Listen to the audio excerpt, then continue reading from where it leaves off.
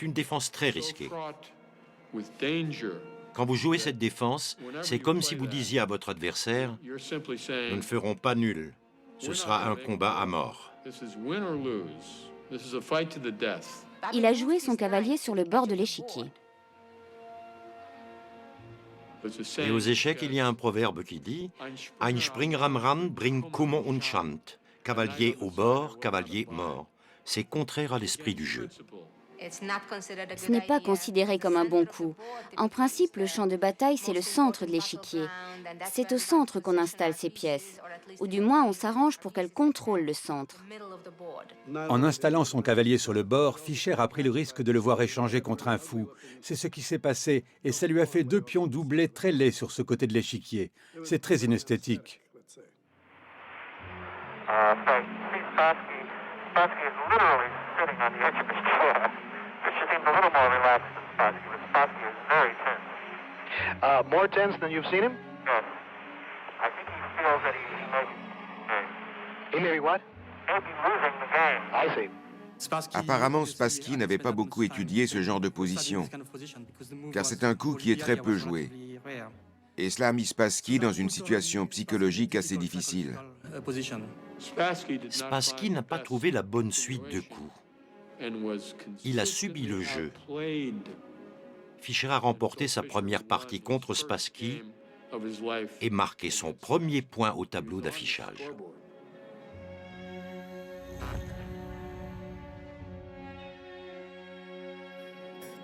What do you think of Bobby Fischer?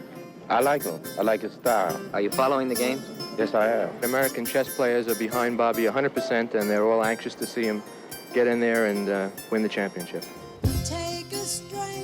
Do you think that Fischer will win for the first time over the Russian champion?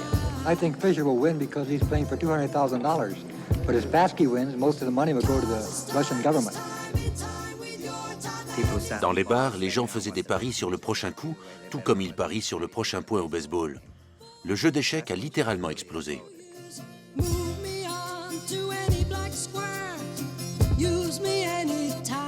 Tell me what turns you on about chess? What? Do you hope to be as good as Bobby Fischer one day? Well, I'd hope to, but I doubt if I would be. Why? Well, I just think Fischer's just about the best player in the world. Not very many people can get to be as good as he is. We're watching the looming presence of Boris Spassky and Bobby Fischer, as sketched by Leroy Neiman, noted artist and a familiar face to Wide World. Leroy is here with me at the Wide World studio in New York, and he's going to be sharing some of his artistic impressions with us in just a minute. Larry, I thought going up there to that chess match would be like watching a grass grow, but it was far more exciting than I ever expected it to be. Well, I thought it was pretty exciting, too. Right. It was just like the Ali Fraser fight all over again. This is Bobby Fischer leaving the hotel for the fight like a matador leaving the Palace Hotel in Madrid. On stage, the tension is developing. It's a real prize fight. That's when he's a fighter. And this right hand is like it struck and drew blood on Spassky.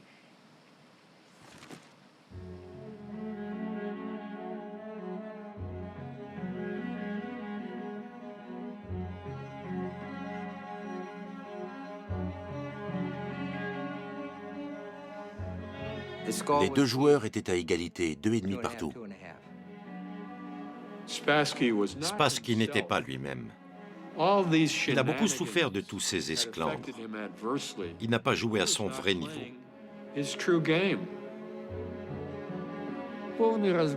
Ça a été un fiasco. La préparation de Spassky n'a servi à rien. Quand deux personnes sont face à face, l'un se soumet à l'autre. La psychologie des relations interpersonnelles a horreur du vide. Si tu baisses pavillon, ton opposant va occuper la position dominante.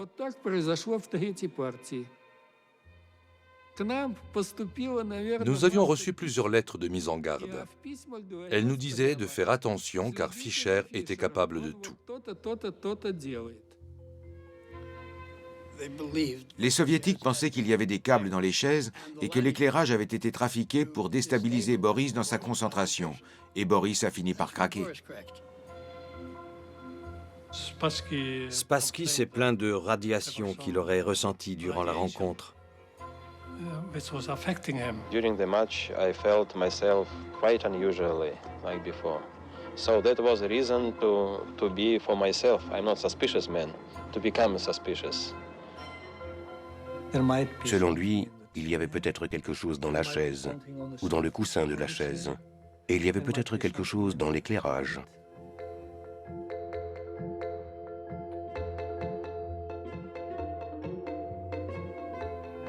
Ils ont examiné les chaises et l'éclairage pour voir s'il n'y avait pas un coup fourré de la part des Américains. Tout ce qu'ils ont trouvé, ça a été 2 mouches mortes.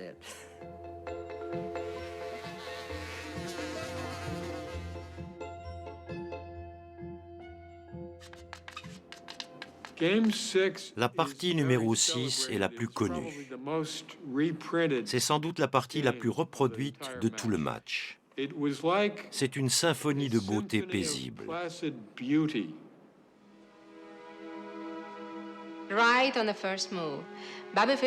Dès le premier coup, Bobby Fischer a surpris tout le monde. Il ouvrait presque toujours ses parties avec son pion roi, en jouant E4. Fischer était connu pour être extrêmement constant. Quand il avait décidé qu'il mangerait des flocons d'avoine et un œuf dur au petit déjeuner, il mangeait ça pendant des années. Avec les échecs, c'était la même chose, il jouait les mêmes ouvertures match après match. Et dans cette partie, à la surprise générale, il a opté pour l'ouverture anglaise en jouant C4. La préparation de Spassky ne servait plus à rien. Je suis sûre qu'il s'attendait à beaucoup de choses, mais pas à ça. Fischer n'a pas joué son jeu habituel. Il a changé de style en développant un jeu tranquille, très positionnel, pour étouffer peu à peu les pièces de Spassky. C'était une belle partie. Je ne sais pas quoi dire de plus. C'était un modèle de précision. C'était tellement beau qu'à la fin de la rencontre, quand les spectateurs ont applaudi, Spassky s'est levé et il a applaudi Fischer. En rentrant à l'hôtel, Fischer a dit « Tu as vu ce qu'a fait Spassky? Il est très fair-play. C'est un vrai sportif. »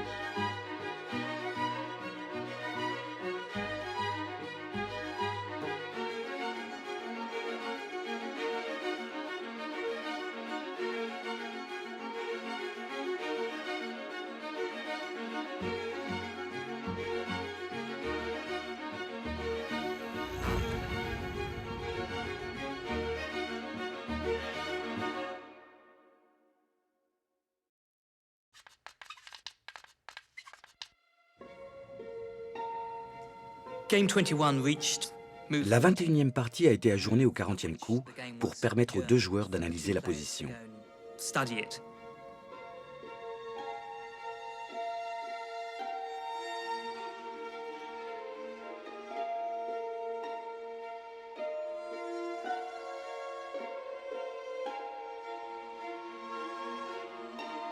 This is NBC Nightly News, Friday, September 1st. Good evening. We'll have more on the developments in the Watergate bugging case. We'll hear George McGovern talking about tightening up his campaign organization, and we'll have a look at the new unemployment figures. And first, Bobby Fischer. Today was the day when Fischer and the Russian champion, Boris Spassky, were to have finished the 21st game of the World Championship, a game they started yesterday. But Spassky, after what must have been an agonizing night spent analyzing his position, didn't even show up to play.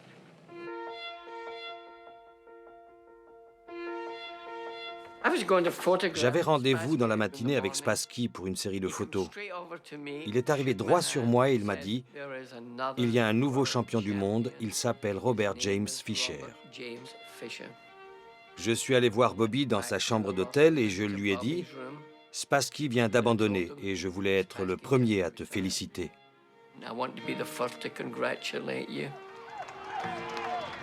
How you feel, babe? Tell us how you feel about it. You said you were going to do it. Listen, will you talk to us, Bobby? Bobby, roll the window down. Bobby voulait partir. Les gens frappaient à sa porte. Lui ne voulait qu'une chose, se réfugier dans les montagnes. Quelqu'un nous a apporté le New York Post. La une disait « Bobby est champion du monde ».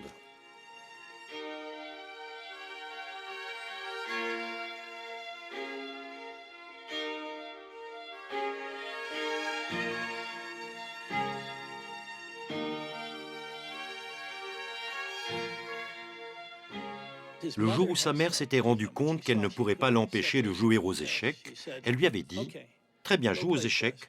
Quand ça te sera passé, tu pourras peut-être faire quelque chose d'important de ta vie. » NBC News correspondent Dick Schaap was in Iceland today, and here's what Fischer said. How does it feel now? You have the World Championship. You're the best in the world at what you've devoted your life to. How does that feel inside? Feels pretty good, yeah. I mean, my goal now is to play a lot more chess. I feel I haven't played enough chess.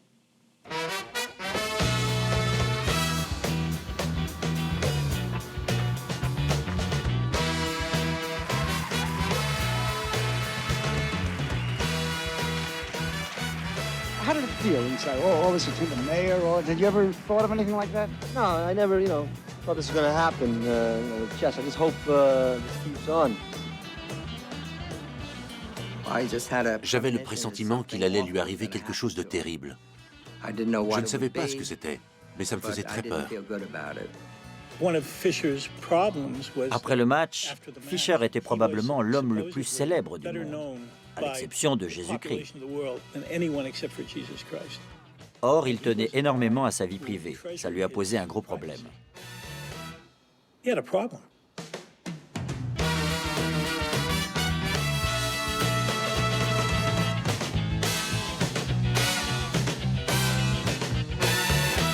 The entire world knows the name Bobby Fischer by now.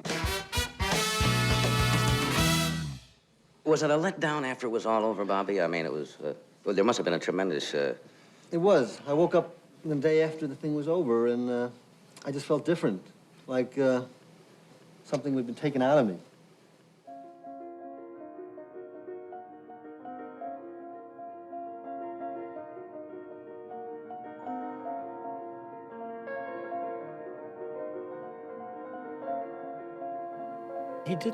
Après sa victoire, il n'avait aucune idée de ce qu'il voulait faire de sa vie. À 29 ans, il avait atteint son objectif principal. Il avait 29 ans et il n'avait jamais eu d'enfance.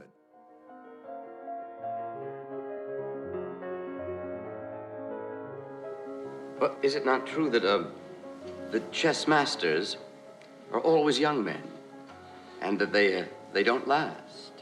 That's been true, generally speaking, but there are exceptions. Steinitz, who was 63 when he was world champion.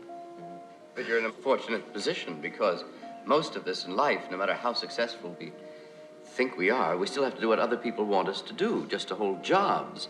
But you don't have to hold a job, or you're on your own. It's a unique position. That's right. You can't say, well, if Fischer won't come, we'll get some other chess genius who's the best in the world.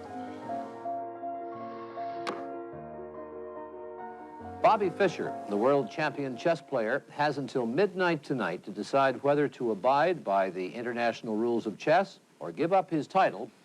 If Fischer defaults, the title would go to the challenger, Soviet Grandmaster Anatoly Karpov. Je crois qu'au départ, il avait envie de jouer contre ce jeune Russe, Karpov. Et je pense qu'il l'aurait emporté facilement. Mais quelque chose en lui disait qu'il pourrait aussi perdre. Et ça aurait été la mort pour lui. Il n'a pas voulu prendre ce risque. Alors pour éviter ça, il a multiplié les demandes de modification du règlement. First of all, I like to play matches without draws. And going to have to increase the prizes if they want me to play. If I get the title, they want me to play a match for the title. I'm not going to just play for what their minimum prizes are. Pour la Fédération soviétique d'échecs, il était politiquement impossible d'accepter toutes les exigences de Fischer. Barring a very unlikely last-minute change of heart by Fischer, Anatoly Karpov becomes the new champion by default. La Fédération internationale des échecs a satisfait 95% de ses exigences, mais ça n'a pas suffi et il n'a pas défendu son titre. I think he was unable to cope with his own invincibility. He got more or less scared to sit down again in front of the board and risk losing. But only he who never plays never loses. Nous étions tous très déçus. Il avait trahi le monde des échecs et les maîtres américains. Oui, nous avons vécu ça comme une trahison.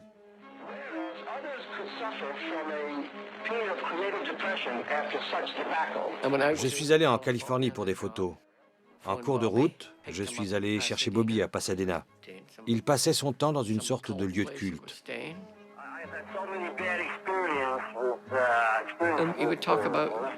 Il m'a parlé de désarmement nucléaire, d'arsenal militaire, de missiles intercontinentaux. Tout ça pendant 1h30.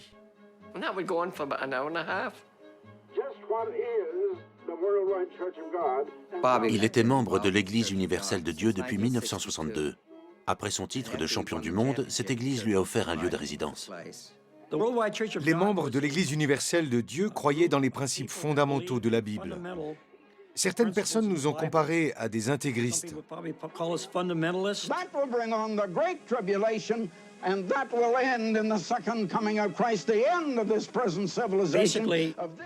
En gros, le retour du Christ est imminent et nous devons nous préparer à ce retour. Je lui ai dit que c'était qu'une bande d'illuminés, mais c'était la voie qu'il avait décidé de suivre.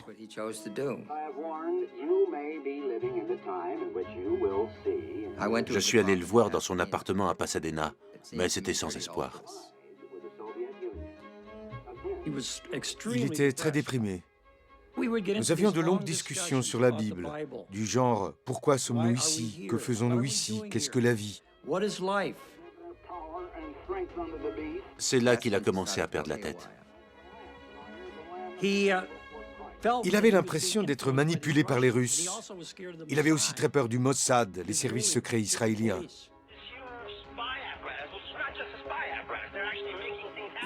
Il croyait qu'on pouvait l'espionner par le biais de la radioactivité et par d'autres moyens, ses plombages dentaires. Il croyait que les Russes pouvaient envoyer des signaux dans ces plombages. Ou par le téléphone.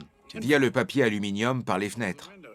Les médias, la radioactivité, c'était de la paranoïa.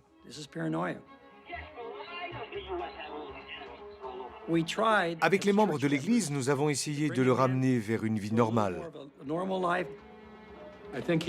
Puis il s'est détourné de l'Église universelle de Dieu parce que l'une de leurs prophéties ne s'était pas réalisée.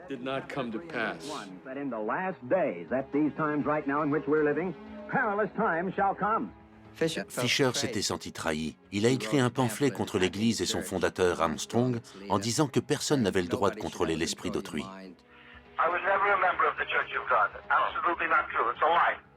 Il a renié Dieu et à partir de là, son état s'est aggravé.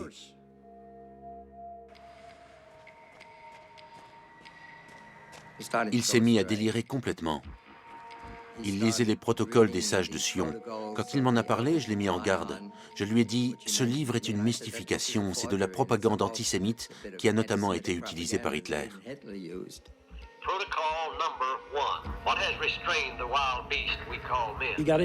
Il a commencé à s'intéresser aux idées conspirationnistes. Il y a tout un tas de gens qui rêvaient de dominer le monde.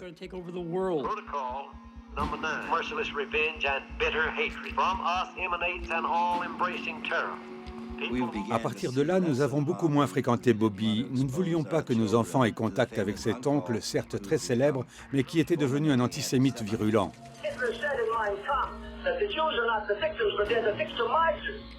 Parfois à table, il se mettait à dire n'importe quoi. Les Juifs ont fait ceci, les Juifs ont fait cela. Nous ne pouvions pas accepter ça sous notre toit.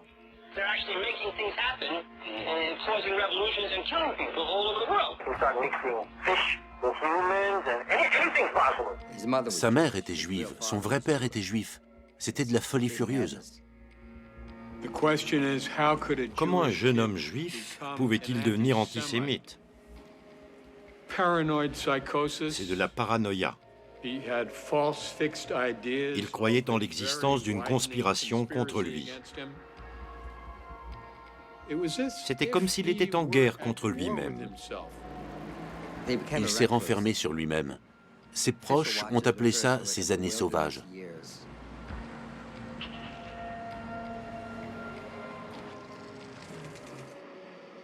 Where's Bobby these days? Oh, Bobby's at home. We're in New York.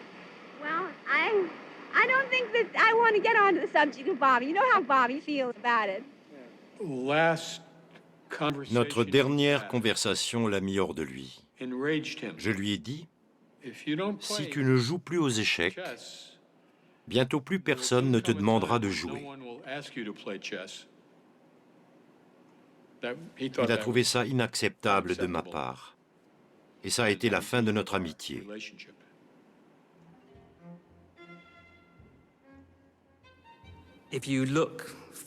Dans l'histoire des échecs, on trouve un nombre disproportionné de joueurs extrêmement talentueux qui, parallèlement, souffraient de graves problèmes psychologiques. Les joueurs d'échecs évoluent dans un univers infini et abstrait qui les oblige, en fin de compte, à reformater leur esprit. Pour le premier coup, chaque joueur a théoriquement le choix entre 20 coups possibles. Et si vous multipliez 20 par 20, cela signifie qu'il existe 400 positions possibles après le premier coup. C'est comme un arbre avec de plus en plus de ramifications. Vous jouez un premier coup, puis un autre, et à chaque fois, il y a plusieurs possibilités. Et tout à coup, ça devient une jungle.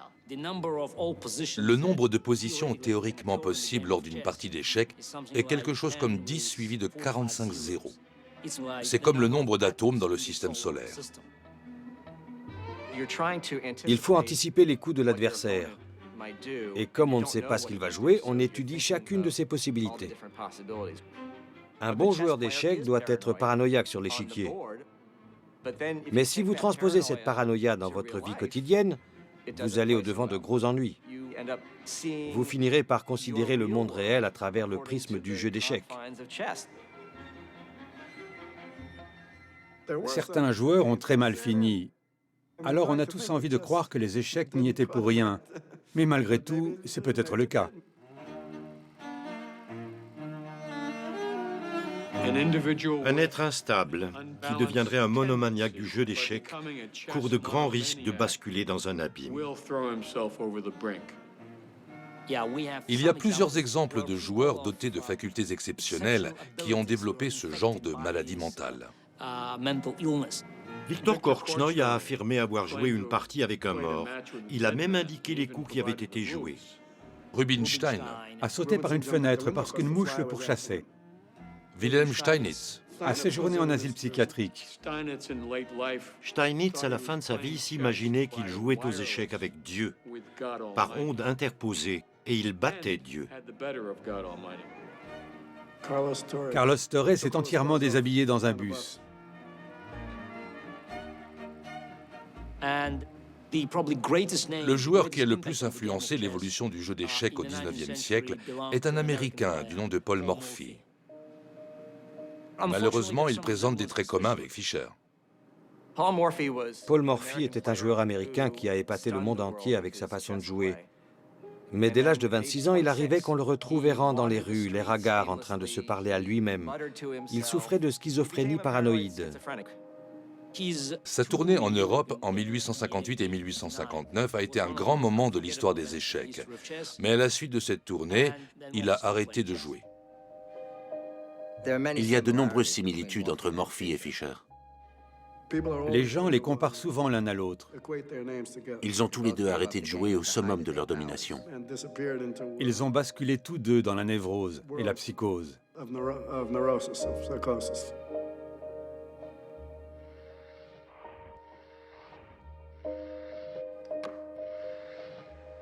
Where did Bobby Fischer go? What happened to Bobby We Fischer? spent countless hours prowling the streets where he's been known to roam, looking for him at chess clubs where he's been known to play. Ultimately, the Now investigation was successful. We found Bobby Fischer. The quest paid off. En 1990, il réapparaît à Pasadena. Il avait pris quelques kilos. Et il me montre une lettre. « Cher Monsieur Fischer, vous êtes un génie, vous êtes le Mozart des échecs, le plus grand joueur qui ait jamais vécu. Et je voudrais que vous repreniez le jeu d'échecs. » C'était signé par une certaine Zita. Il m'a dit « Harry, je veux savoir à quoi elle ressemble. » Tout à coup, il était d'humeur très romantique. Cette Zita a réfuté tous les arguments qu'il avançait pour justifier le fait qu'il ne voulait plus jouer. Et elle a organisé un tournoi.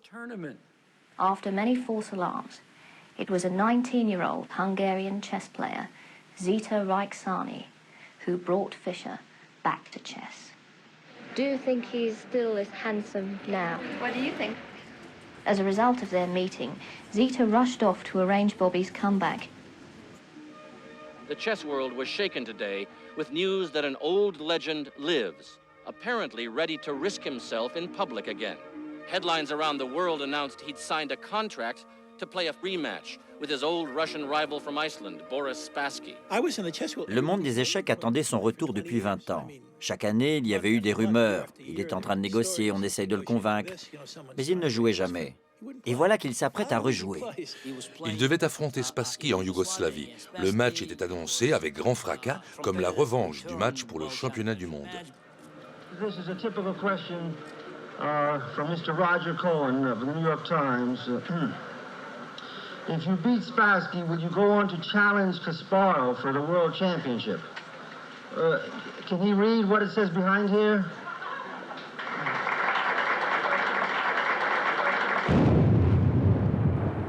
Le match a eu lieu en Yougoslavie durant la guerre. En participant à cette rencontre, Fischer violait l'embargo des Nations Unies. Le gouvernement américain lui a adressé une lettre. Ne jouez pas cette rencontre, vous risquez la prison. This is my reply to their order not to defend my title here. That's my answer. D'un point de vue échiquéen, le match de 1992 n'avait aucune valeur. Ils ont très bien joué, mais leur niveau de jeu était celui de 1972. C'était comme deux vieux boxeurs qui remontent sur le ring pour se faire payer une dernière fois. C'était un spectacle assez triste. Il était évident que Fischer comme Spassky n'étaient plus à leur meilleur niveau. Ils n'étaient que l'ombre des joueurs qu'ils avaient été.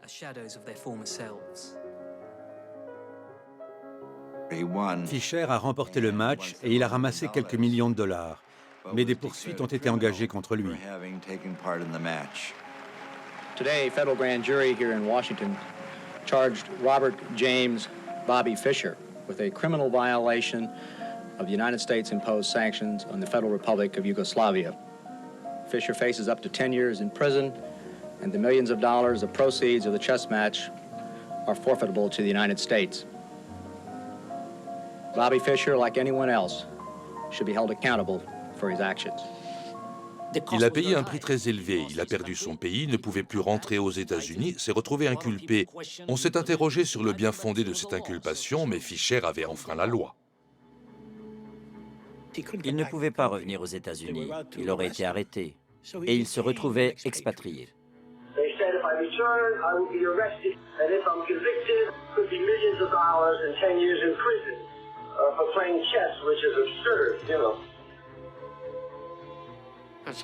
Je l'ai rencontré en Yougoslavie, mais ça n'a servi à rien. L'affaire était déjà très mal engagée. J'ai rencontré Zita, je l'ai connue personnellement. C'était une fille très gentille, mais personne ne savait ce qu'il faisait avec elle.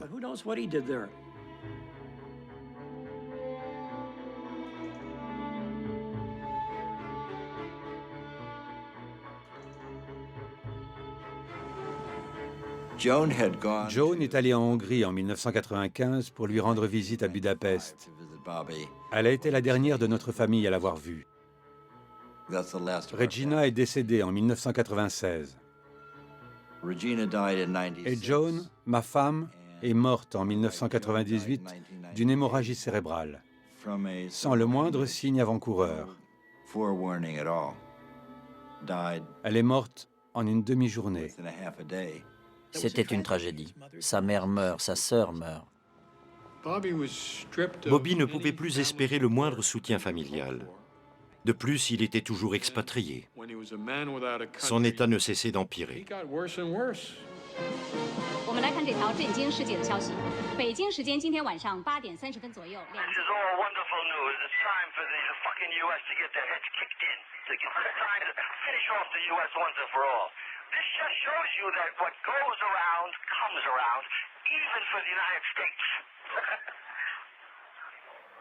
Il pensait qu'il était au-dessus de la politique et qu'il pouvait dire ce qu'il voulait. George Bush lui a fait comprendre qu'il avait les moyens de l'attraper où qu'il soit. United States citizen Robert Bobby Fischer has been detained by Japanese authorities on alleged immigration law violations. I got a collect phone call from Japan. J'ai reçu un appel en PCV depuis le Japon. J'ai demandé qui était à l'appareil et il m'a dit « C'est Bobby Fischer ». Je n'avais plus eu de ses nouvelles depuis 22 ans, mais apparemment, il avait gardé mon numéro. Et il s'en est souvenu à un moment où il a eu besoin de moi. Je suis allé au Japon pour essayer de le sortir de prison.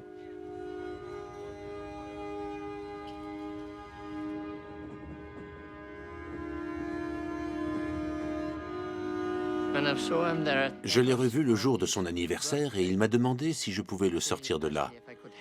Et j'ai répondu, d'accord, je vais voir ce que je peux faire.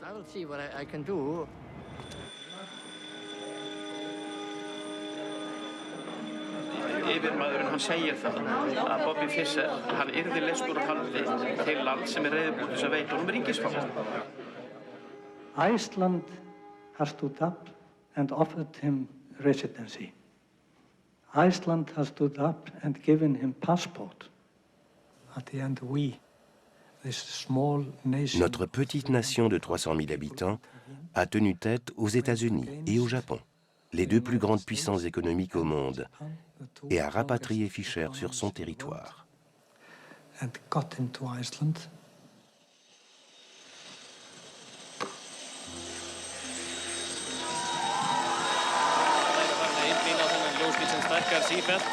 Þarna örþreyttur Bobby Fischer borð ásamt unnustu sinni og föruneyti eins og Páll Magnússon sagði. Hann verður flauta. Welcome to Iceland, Mr. Fischer. How does it feel to be home? Great, great. You're getting quite a hero's welcome. Did you expect this? No, I didn't. We've got a car waiting for you. This is your first time in Iceland in quite a few years. You weren't that thrilled the first time around. Think it will be better this time? That is not true. I never. You mean I didn't want to play here originally? Yeah. I'll explain all that. That was all a CIA setup. I'll explain that someday. We look forward to that. Bobby Fischer, welcome to Iceland and thanks for talking to us. Have a good night. Bobby Fischer hrifinn af Íslandi og hefur ekkert á móti þessu.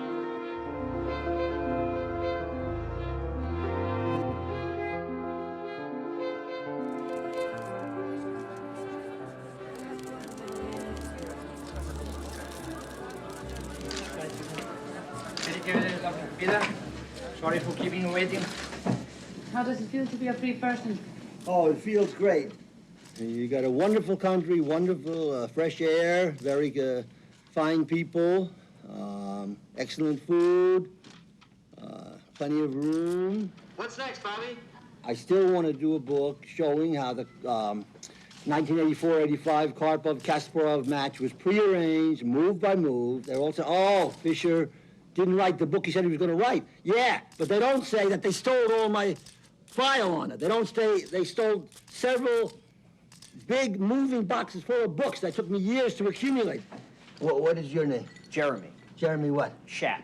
Your father was Dick Schaap, you were telling me last night? Yes, exactly. Yeah, I knew him, yeah. He rapped me very hard. He said that I don't have a sane bone in my body. I didn't forget that. His father, many, many years ago, befriended me. Took me out to see, I don't remember what. Knicks games. Knicks games, and you were 12. Acted kind of like a father figure. And then later, like a typical Jewish snake, He had the most vicious things to say about me. I have to object, Bob. Okay. So, did you read the article where he said I don't have a sane bone in my body? Honestly, I'm not sure if I read it, but I know that he said it. Yeah. And honestly, I don't know that you've done much here today, really, to disprove anything he said.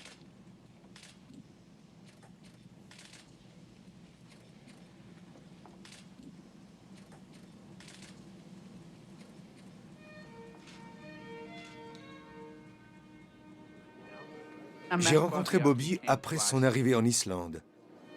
Il menait une vie très solitaire. En Islande, comme partout ailleurs, son comportement finissait par lasser tout le monde.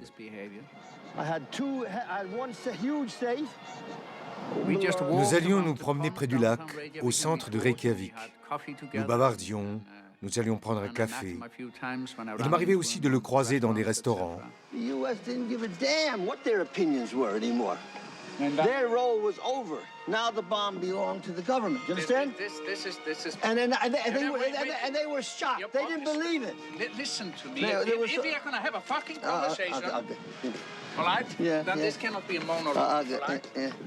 He could not tear himself. Il n'arrêtait pas de répéter que les Juifs étaient mauvais, que les États-Unis étaient mauvais ou que le nucléaire était mauvais. C'était une idée fixe. Il n'y avait pas moyen de le faire parler d'autre chose. Il en parlait de manière obsessionnelle et compulsive.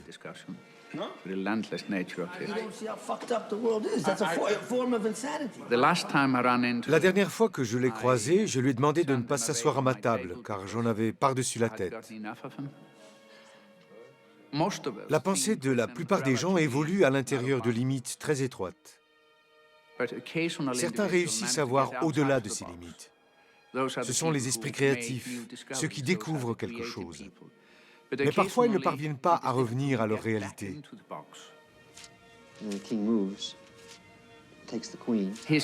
Son génie et sa maladie sont intimement liés. Je ne pense pas que Bobby aurait été tellement hors du commun en termes de créativité s'il n'avait pas également été hors du commun sur un autre plan, celui que nous appelons sa maladie.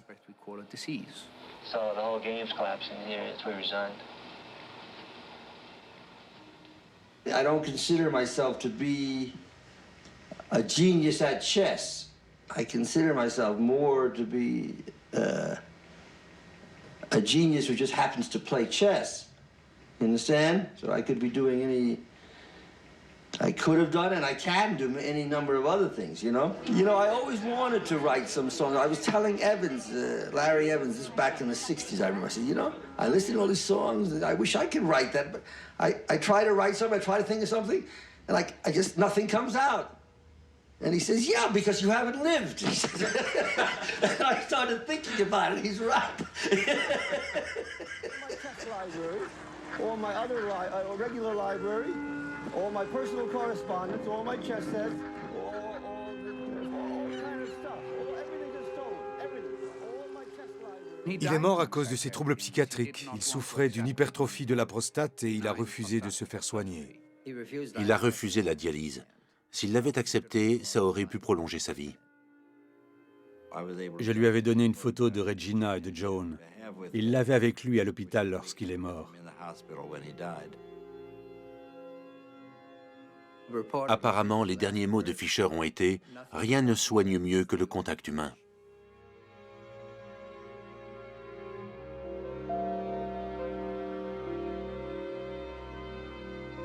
The former world champion of chess, Bobby Fischer, has died.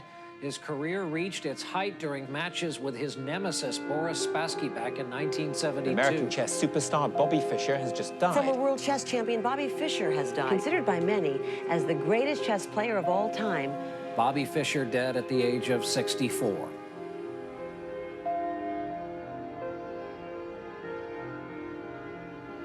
Son monument, ce sont les parties qu'il a jouées. Ces parties. Imaginez que vous aimiez un art, par exemple la peinture, et imaginez que Picasso soit mort après n'avoir peint que pendant 5 ans. tout le reste de son œuvre n'aurait jamais vu le jour. Pour le monde des échecs, cela a été une tragédie. Il a tout fait tout seul. Il a percé les secrets du jeu d'échecs dans son appartement miteux de Brooklyn.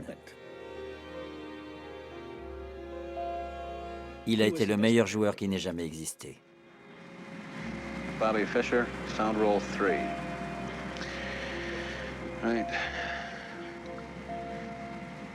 Speed. Bobby, you've been playing this game since you were 6 years old, and playing it very seriously shortly after the age of 6. Did all this concentration to the exclusion of other activities, did this bother you? Do you think this deprived you of anything growing up? Maybe, yeah, to some extent, yeah. Like what? Well, it would have been better, you know, a little more balanced, yeah. And maybe, you know, a little more rounded, you know, but what can you do?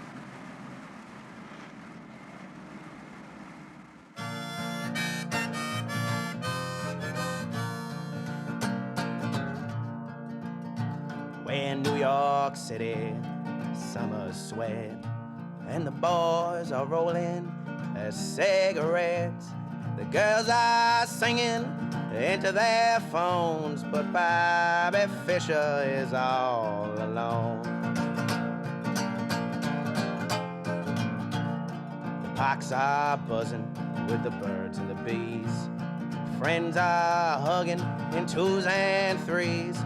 Lovers are kissing and exchanging their rings, but Bobby Fischer's playing 18 kings. They're screaming and crying at the YMCA. Bobby, Bobby, why'd you go away?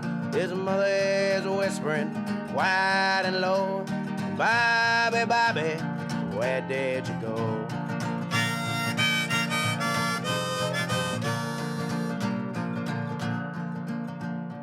Newspapers rolled all over the town, from the glistening sky tops to the filth on the ground. They bang and explode all over Times Square. Bobby is gone and no one knows where. Is he in London? Is he in Spain? Has he cut off his hair? Has he changed his last name? Is he under that rock? Is he behind that tree? Oh, Bobby, Bobby, where can you be?